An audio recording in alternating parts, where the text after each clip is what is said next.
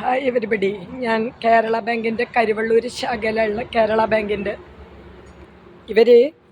പിന്നെ മാർച്ചിൽ ക്ലിയറാക്കിയ ലോണിന് ഒരു സാലറി സർട്ടിഫിക്കറ്റോ ഒരു എൻക്വയറിയോ യാതൊന്നുമില്ലാതെ ഈ ജില്ലാ ബാങ്ക് കേരള ബാങ്ക് കരുവള്ളൂർ ശാഖ പിന്നെ വീട്ടിൽ കുറേ പ്രാവശ്യം വന്ന് ഭീഷണിപ്പെടുത്തി. അത് കഴിഞ്ഞിട്ട് പിന്നെ പഠിക്കാനും ജോലിക്കും പോയ മോക്ക് വോയിസ് അയച്ചു. ഇവരതിന് മുന്നേ എനിക്കൊരു ലെറ്റർ അയക്കണം, അയച്ചിട്ടില്ല. ഇവരെന്നെ അതിന് മുന്നേ ഒന്ന് വിളിക്കണം, വിളിച്ചിട്ടില്ല.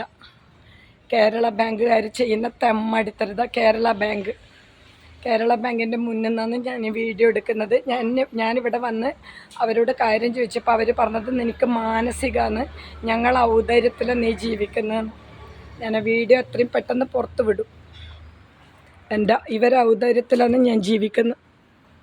ഇവരൗദാര്യത്തിൽ, അതായത് കേരള ബാങ്കിൽ കരുവള്ളൂർ ശാഖേൻ്റെ ഔദാര്യത്തിലാണ് പോലും ഞാൻ ജീവിക്കുന്നത്.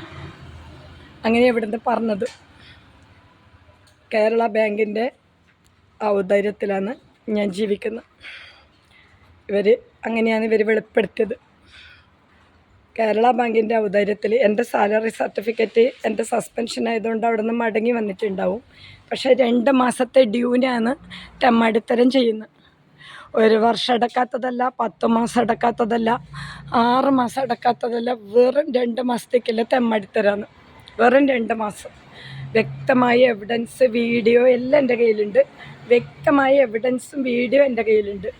ഇതാണ് കേരള ബാങ്കിൻ്റെ കരുവള്ളൂർ ശാഖ.